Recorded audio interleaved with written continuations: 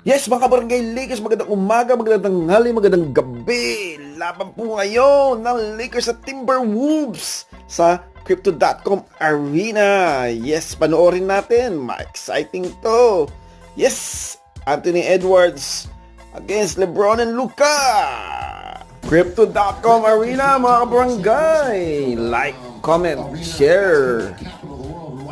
Follow, subscribe kayo dyan mga kabarangay. Ayan na po ang laban. Ang first 5 natin.